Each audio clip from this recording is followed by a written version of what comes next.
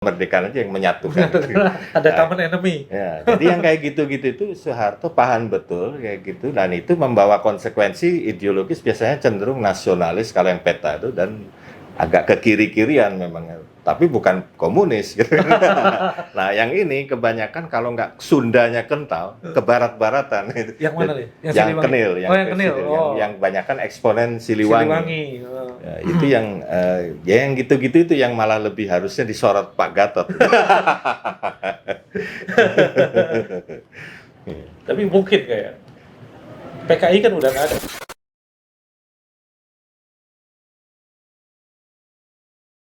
1 Oktober saya bersama teman-teman UI Watch itu kita ke Museum Lubang Buaya. Iya. Ternyata ditutup. Banyak warga yang sana dari Bandung, dari Grogol, naik mobil, ada juga yang dekat-dekat situ naik motor sama anak-anaknya. Mau lihat rame bang, ditutup dan dijaga polisi, jadinya rame. Tapi kenyataan bahwa ditutup, ini menarik. Dan kenyataan bahwa banyak warga yang datang dari daerah dari Jakarta, Jabodetabek maupun dari daerah yang di luar Jabodetabek. Iya. Datang pakai mobil, motor dan sebagainya. Ini menarik karena sepertinya orang-orang jadi ingin lagi melihat museum itu setelah nonton filmnya mungkin malamnya. Ya. Nobar. Dan setelah nobar, wah besok kita nonton, besok kita ke sana gitu. Ternyata ditutup. Nah, tidak mau berspekulasi kenapa ditutup karena di dalam spanduknya dituliskan dalam pemeliharaan itu saja. Tapi yang paling menarik adalah masih relevankah isu PKI saat ini? Ya, kalau kita lihat kan kemarin juga Pak Gatot misalnya ya tahulah ya soal isu PKI di TNI gitu ya. Kemudian beberapa seniornya juga mengingatkan Pak Gatot supaya jangan bicara seperti itu dan sebagainya. Nah, ini menarik nih karena Bang Hendrajit ini dalam konten-konten kita sebelumnya juga selalu bicara tentang PKI, tentang komunisme, tentang revolusi. Jadi saya yakin lebih paham soal itu dan juga pelaku sejarah juga mungkin. Gimana Bang? Masih relevan nggak sih Bang? PKI gaya baru lah tepatnya sebenarnya. Karena sekarang kan bukan PKI, tapi PKI gaya baru. PKI gaya baru. Saya juga bingung. Ya, kalau ini mau nggak mau harus disorot dalam soal sejarah sebetulnya. Dalam arti ini kan pelajaran sejarah apa itu kayak nggak dapat prioritas. Jadi periode-periode yang krusial itu kan antara revolusi fisik 45-49, lalu ada kejadian Madiun affair, ada pemberontakan PRRI, ada Darul Islam, Kartosuwiryo, ada termasuk kulminasi yang paling tragis memang karena melibatkan tewasnya 6 jenderal, 1 ajudan ya, Pierre Tendian yang dikira Nasution itu, jadi itu adalah paling tragis memang di dalam konteks yaitu 65 yang kita sebut itu aja kontroversi Anda G30S atau G30S PKI atau Gestok kan, gerakan 1 Oktober.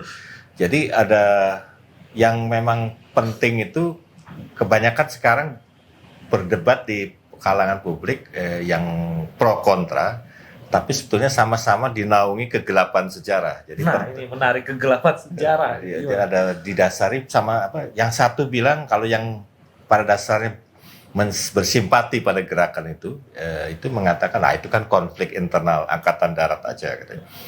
Yang kemudian melebar kemana-mana. Nah di sisi lain PKI sendiri selalu itu kan terutama yang dari sudut pandang PKI atau yang memandang itu bukan PKI sebagai dalangnya, itu konflik internal angkatan darat. Nah yang kedua yang dari pihak ini yang ini kan dalang tunggalnya PKI gitu. Jadi padahal kalau ya Mas Aji perhatikan yang pertama menyangkal itu dalangnya PKI itu kan Cornell Paper ya, yang waktu itu Ben Anderson, Ruth McVie sama Frederick Bunnell itu yang di Cornell. Itu tesis awalnya 66 kan preliminary analysis of the attempted coup itu 65 itu ya itu tadi internal angkatan darat di Diponegoro segala macam. Split karena Untung juga di Ponegoro, Pak Harto juga segala macam. Tapi kemudian kan mereka sendiri merevisi itu, ternyata lebih kompleks dari sekedar konflik internal angkatan darat. Apalagi ada beberapa fakta menarik dari Ojeng Suwargana, itu kalau nggak salah intelijen angkatan darat, bahwa sekitar April 65 itu kan ada sesquad, tapi biasa meeting itu tahunan itu, misalnya seminar angkatan darat. itu menempatkan memang melihat ancaman dari utara gitu. Jadi dia dalam hal ini termasuk PKI kan di dalam yang dianggap pro BC, dan bahkan sempat sowan ke Bung Karno untuk ini, tapi kan Bung Karno bilang kalian ini sebagai tentara jangan cuma taktis saja, urusan strategi juga penting. Global, konstelasi global itu dilihat. Bung Karno kan mau lihat ini bukan soal diperalat kiri atau kanan dari blok barat atau timur, tapi kita sendiri punya ini dan kita harus pandai mendayung di antara dua karang gitu. Itu namanya, akhirnya memang sempat ada revisi di rumusan masuk itu, tapi yang katanya menarik itu data dari Ojeng Suwargana dalam yang disampaikan oleh siapa namanya Ojeng Suwargana itu kan menulis surat ke Dr. Sujatmoko. Jadi yang salah intelektual kita yang dulu dubes di Amerika. Jadi itu yang salah satu surat itu bilang ya Bung Karno begitu perininya, tapi yang menarik Bung Karno terus curhat sama Untung sama Sabur. Jadi apa? Ini kan Brigjen Sabur sama Kolonel Letkol Untung. Nah itu yang sampai di situ aja sih data itu. Tapi itu kan menarik untuk dilihat kalau itu dijabarkan ada satu yang lebih kompleks dari ada sikap itu. Nah persoalannya bagaimana Untung bisa menjadi gerakan itu yang harus dibedah itu, dan itu masih gelap itu dalam konteks. Dan apa hubungannya dengan PKI? Nah apakah PKI, nah di sini apakah PKI, nah sementara di sisi lain itu hanya PKI sebagai dalang tunggal. Iya. Jadi ini yang sebetulnya sama-sama penggelapan sejarah, satu sisi hanya PKI dalang tanpa melihat adanya suatu kalau dari data ini kan kelihatan ada desain besar untuk menciptakan Indonesia pasca Soekarno. Nah, PKI memang terlibat di dalam terintegrasi, tapi dalam pelaksanaannya dia sebenarnya kayak bekerja untuk pihak musuh gitu. Jadi apa? Kalau di intelijen itu false flag operation. False flag ya. Dan itu data dari bukunya Victor Fick, walaupun tesisnya itu tadi ya, ini dalang utama itu PKI, tapi data-data itu banyak yang penuh celah yang bisa ini sama, makanya filmnya Pak Arifin Senur itu juga menggambarkan banyak celah-celah yang sebetulnya seharusnya ke depan ini, baik yang terlepas kita setuju apa enggak, entah film itu atau buku apa, baca aja atau simak, siapa tahu itu memantik satu data-data baru yang justru orang itu tidak kepikir waktu itu. Dia dipikir itu untuk memperkuat tesis dia sendiri, padahal bisa mengembangkan ke yang lain. Nah ini yang saya kira jadi penting, relevansinya bukan pada PKI-nya kan. Nah maka dari itu ketika Pak Gatot menyinggung soal penyusupan di TNI itu nggak kontekstual. Karena kalau bukan berarti tidak ada konflik internal yang laten ya di Angkatan Darat terutama dari dulu, tapi bukan soal itu, tapi persoalan antara eksponen Kenil yang didikan Belanda dan itu membawa pola pikir dan gaya hidup yang beda, maupun dari peta yang pola pikir dan ininya didikan Jepang, pengaruhnya juga beda, yang sebenarnya lebih cocok ke konsep kesatria. Makanya peta itu lebih mengapresiasi laskar-laskar sipil yang dulu ikut berjuang. Sementara kalau Kenil ini kan tentara itu ya harus reguler Nah, makanya dulu kan Pak Nas itu sempat, Nasution melontarkan kayak rasionalisasi dan rehabilitasi Redanra ya. Itu kan berarti sempat likuidir tentara-tentara laskar. Nah itu yang justru kayak Andi Aziz, pemberontakan di Sulsel, bahkan Kartosuwiryo. Hakikatnya kan karena persoalan di tentara soal itu yang tidak menghargai laskar-laskar atau gerilya yang walaupun bukan tentara reguler tapi kontribusinya nggak kalah. Dan itu bawah sadar itu masih terbangun sampai generasi yang sekarang. Jadi bukan di aspek komunisnya. Ya, tapi kalau tidak bicara hal itu tentang penyusupan komunis di TNI, tidak seru. Kalau saya lihat ya, itu berita tuh seksi banget. Dan sampai Pak Agus Wijoyo juga komentar. Itu di webinar sebenarnya. Webinar siapa yang bikin waktu itu, yang TNI, PSPKI lah. Pak Gatot bicara di webinar itu. Bukan di forum yang seperti apa diwawancara, bukan, tapi di webinar. Ya begitulah kalau digital itu. Udah menjadi viral dan jadi echo chamber kalau saya lihat. Akhirnya yang sangat anti dengan PKI dan tidak mau melihat aspek sejarah yang lain, ya mengiyakan gitu, bahkan wah ini harus ini harus ini. Jadi di balik topiknya itu yang memang nggak penting ya, kalau saya lihat, jadi malah kelihatan itu tadi nasab-nasab di ketentaraan itu masih terlihat dengan dijembatani yang isu-isu begini nih. Jadi kayak Oh, justru karena isu ini jadi kelihatan nasab-nasabnya. nah, jadi kelihatan. Wah, ini kalau Bang Hendrajit lebih tahu itu. Tapi saya menarik Bang itu ya soal karena di zaman saya taunya tentara itu merah dan hijau aja. Ya. Baru sekarang saya tahu, wah ternyata ada hubungannya antara Kenil dan peta. Ini wah keren ini lebih gila ini idenya. Jadi satu kali waktu ada salah seorang tokoh yang almarhum sudah sempat mengatakan pertemuan Pak Tri Sutrisno waktu itu kalau nggak salah masih Panglima Angkat TNI apa ABRI ya dulu, Panglima ABRI atau Kasat saya lupa, ketemu Pak Harto. Jadi intinya mohon arahan peta di TNI seperti apa Pak sekarang. Dipikir akan ya, jadi kalau kita lihat perkembangan nasab-nasab ini itu menarik. Waktu pertemuan Tri Sutrisno selaku Panglima TNI atau Kasat saya lupa karena itu jadi cerita dari salah satu tokoh ya.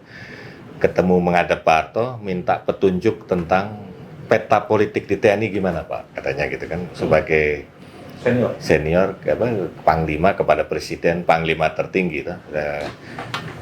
Dipikir akan ada jawaban yang panjang lebar kayak briefing gitu, ternyata Pak Harto sederhana aja Tri. Kalau Siliwangi itu PSI, Brawijaya itu PNI, kalau Diponegoro itu PKI. Padahal Pak Harto Diponegoro juga. Jadi sebenarnya kan mengatakan saya di atas tiga-tiganya ini, makanya aman. Jadi nasab-nasab itu bisa direkatkan dalam diri Pak Harto pada waktu itu. Jadi itu kan menarik karena Pak Harto sendiri di Jogja itu pernah kelompok Patuk namanya itu umur-umur 24-an lah ya. Zaman-zaman itu diskusi masih itu ya? junior ya. Itu kelompok kiri dari berbagai spektrum, mulai dari yang nasionalis radikal, bahkan cenderung proto komunis atau apa kayak bakal komunis gitu, tapi masih nasionalis radikal. Ada yang kiri beneran tulen, sosialis, sampai ke yang soska ya, sosialis kanan atau sosdem gitu. Itu walaupun kayak anak bawang istilahnya, tapi dia kan nyerap atmosfer pergerakan. Artinya Pak Harto memahami. Gitu. Makanya 65 cepat petanya. Wah ini yang Dia langsung bisa baca peta. Ini tulen, ini ikut-ikutan itu udah. Makanya dulu ada golongan A, B, C gitu. Jadi itu intinya bilang ya sederhana aja kayak gitu. Jadi itu udah artinya kan nasab tadi. Jadi bahwa Kenil itu kan kayak Pak Nas, terus Gatot Subroto, Urip Sumoharjo, Kawilarang segala macam. Banyak yang berontak-berontak itu di TPRRI atau itu kan banyak kan di Siliwangi ininya. Dihancurkannya oleh Siliwangi. Siliwangi, tapi juga ada banyak eksponen-eksponennya. Iya misalnya kayak Kolonel Waro, Kawilarang itu kan Siliwangi juga, cuman ke barisan sempat ke ini. Karena oposisi awalnya, tapi terseret ke dalam skema separatisme, tapi tanggung-tanggung ya. Banyak kolonel-kolonel kan tergabung di PRRI Permesta gitu. Nah, ciri khas Kenil itu memang selain karena didikan Belanda, pola pikirnya itu tentara profesional, tapi ada kesadaran politik dia kayak ya semacam junta militer itu ada di bawah sadar, cuman entah dia terkondisi mendukung apa enggak lingkungan soal lain, tapi ada kayak gitu. Jadi kayak klaster sendiri. Jadi wajar kalau kemudian dalam melihat yang di luar reguler kayak Laskar apa yang dulu ikut dalam perjuangannya, walaupun sipil tapi karena Hizbullah ada. Kalau yang kiri itu Pesindo, Islam, Hizbullah, apalagi Pak Dirman sendiri pada dasarnya kan dari Muhammadiyah, tokoh pergerakan, tapi malah Panglima Besar Sudirman. Nah, itu kalau Siliwangi atau Kenil ini menganggap itu sah saja ketika kemudian dilikuidasi ya, direhabilitasi di ini. Jadi kalau nggak ada pendidikan militer ya nggak bisa masuk itu. Tapi kalau peta masih menenggang, apalagi Pak Dirman memang pada dasarnya orang laskar, tapi beliau kan juga peta ya. Jadi apa namanya, punya dua sikap yang menyatu. Jadi bisa menghargai laskar-laskar kayak Hizbullah, kayak event yang kiri seperti Pesindo, yaitu realitas yang memang ikut berjuang gitu. Nah itu sempat kan tegang dan itu sampai sekarang. Dulu kalau di Jawa Tengah itu ada namanya divisi Ronggolawe, yang itu Pak kebetulan nih komandannya juga pernah Kasat pertama Pak Jati Kusumo, itu yang dulu putra dari PB 10 Pak Kubuwono, itu yang sangat dihormati Bung Karno juga. Itu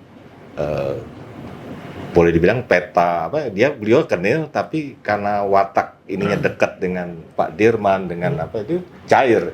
Gatot Subroto walaupun kenil juga bisa cair sama Sudirman karena Banyumasan gitu. Jadi kadang-kadang watak kedaerahan itu bisa mencairkan yang sebetulnya seteru itu. Tapi kalau yang eksklusif kayak Didi Kartasasmita, terus Pak Nas sendiri, apalagi TB Simatupang itu, benturan itu dengan tentara-tentara ya. Cuman karena ada skema perang kemerdekaan aja yang menyatukan.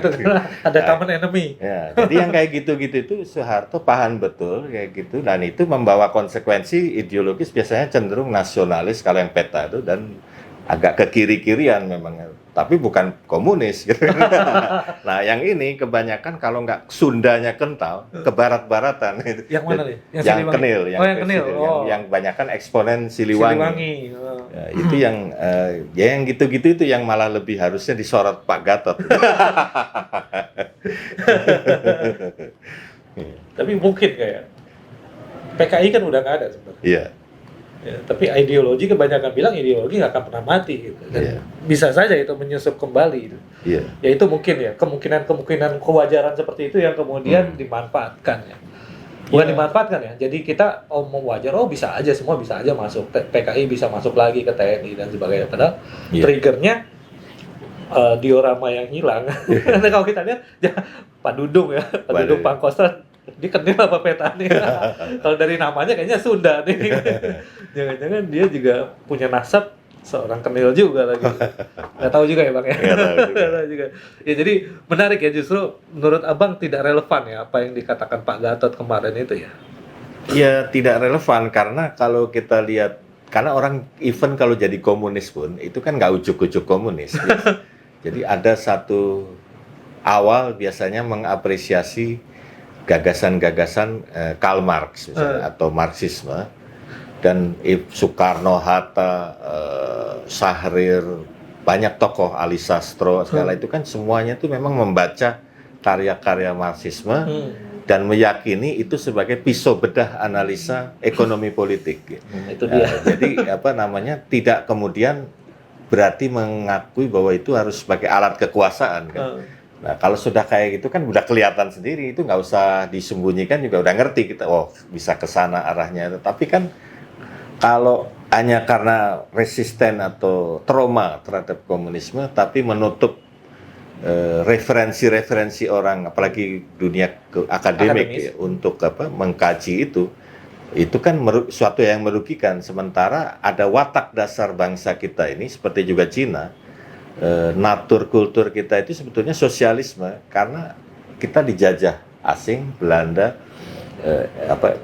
Inggris, itu kan karena buah dari kapitalisme, imperialisme. Jadi wajar kalau antitesisnya selalu mencari di konteks ini. Nah persoalannya adalah tantangannya kan Bung Karno belum sempat tuntas menjabarkan sosialisme ala Indonesia atau berwatak Indonesia. Nah kalau Cina sejak Deng Xiaoping berhasil, makanya menjabarkan keberhasilan Cina sekarang dengan ekonomi yang nyaris setara dengan Jepang atau Eropa dan Amerika, itu karena success story dari menjabarkan sosialisme ala Cina itu. Kan jargonnya Deng kan sejak sampai Jinping ini nggak berubah, memodernisasikan masyarakat sosialis berwatak Cina. Jadi strategi kebudayaan mencinakan kembali komunis sebetulnya. Jepang juga gitu sebenarnya. Betul, malah lebih dulu dengan perkembangan Meiji, walaupun terinterupsi Perang Dunia Kedua, tapi terus bangkit kembali. Skemanya kan nggak berubah.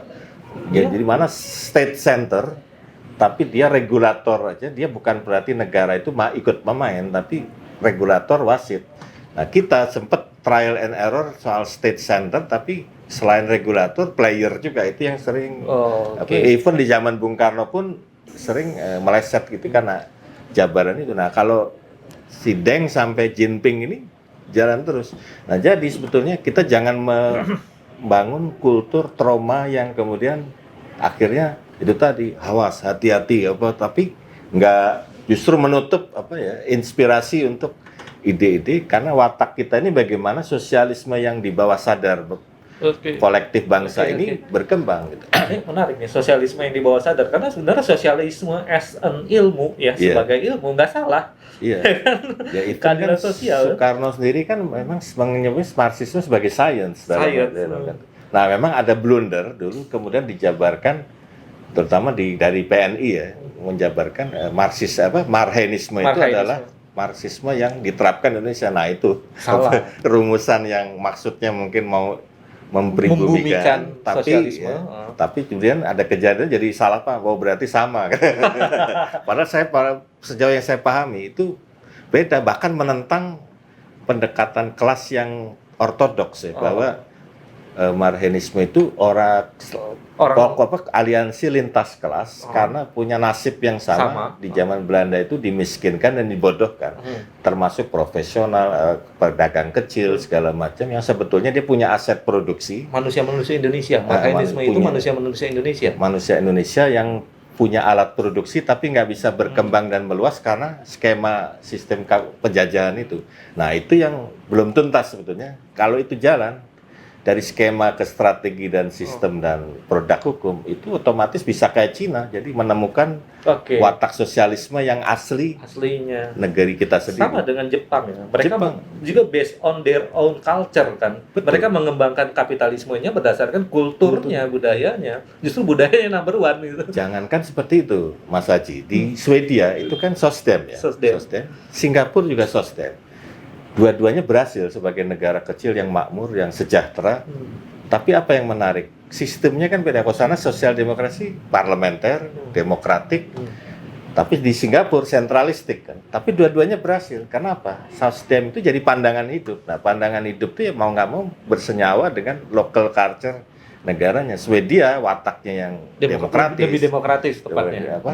Dia cara itulah. Jadi walaupun kadang-kadang kalah menang segala macam, tapi hakikatnya sosialisme itu pandangan hidup di Swedia, bukan sekedar partai lepasan aja. Jadi menarik nih. Singapura juga dengan Lee Kuan Yew sampai sekarang itu sosialisme demokrasi, tapi kan sentralistik centralized government pada dasarnya. Tapi juga berhasil karena berwatak dan yaitu watak lebih cocok dengan local wisdom Singapura gitu kan. Oke.